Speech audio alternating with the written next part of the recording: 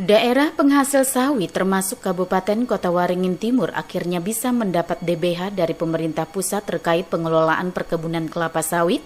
Tahun ini Kota Waringin Timur menerima 46 miliar rupiah dari DBH tersebut. Hanya saja, DBH yang diterima Kota Waringin Timur sebagai kabupaten dengan lahan sawit terluas di Indonesia tersebut belum maksimal. Dalam pertemuan antara Bea Cukai Sampit dengan Bupati dan Wakil Bupati Kota Waringin Timur pada Senin 30 Oktober, diketahui jika daerah ini masih terkendala dalam melakukan ekspor langsung hasil sawit yang menjadi salah satu dasar DBH. Selain karena alur sungai pelabuhan yang dangkal sehingga tidak bisa dilalui kapal kapasitas besar, induk perusahaan perkebunan kelapa sawit di Kota Waringin Timur juga berada di luar Provinsi Kalimantan Tengah, sehingga proses ekspor dilakukan melalui perusahaan induk.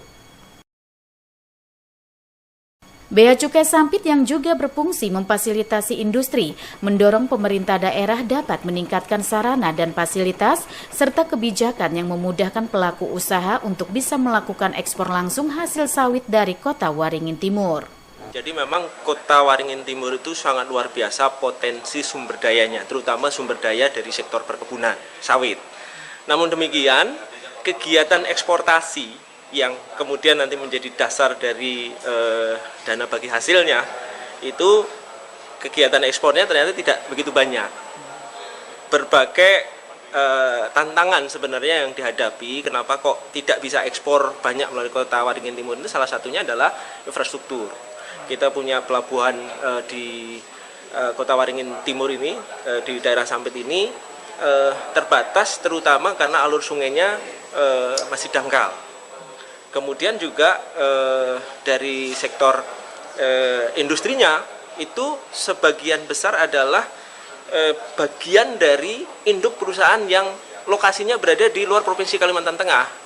Sehingga banyak hasil produksi dari Kota Waringin Timur itu akhirnya dibawa ke daerah-daerah yang menjadi pusat-pusat pabrik atau pusat-pusat industri itu, yang kemudian kegiatan ekspornya melalui provinsi-provinsi tersebut.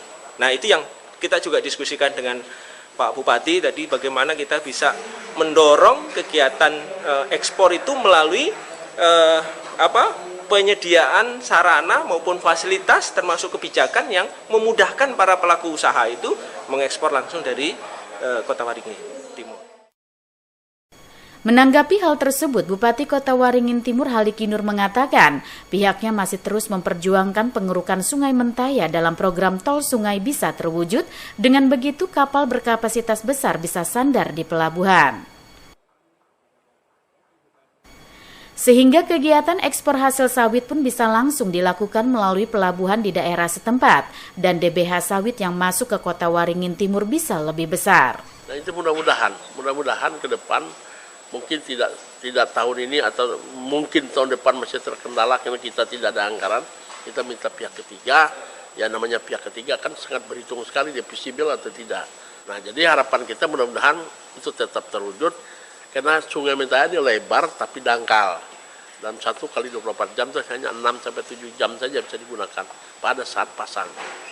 Makanya kita membuat alur itu sampai sekarang. Progresnya gimana? Prastudinya itu sudah pra-FS, sekarang FS. Nah, itu kan pihak Kementerian Perhubungan, ranahnya, kewenangan mereka, dengan pihak ketiga yang kita kerjasama. Jadi kita menunggu saja. Karena kalau itu jalan, nanti ekspor kita berjalan lancar, mungkin pendapatan ekspor kita besar, bahkan kita akan mendapatkan komitmen fee dari ya karena yang lewat nanti dia membayar kayak jalan tol lah, orang lewat bayar tol gitu. Nah, jadi itu nanti. Nah, kalau itu bisa terrealisasi, ya Kotim ini bisa insya Allah akan menjadi kota, betul-betul kota ya.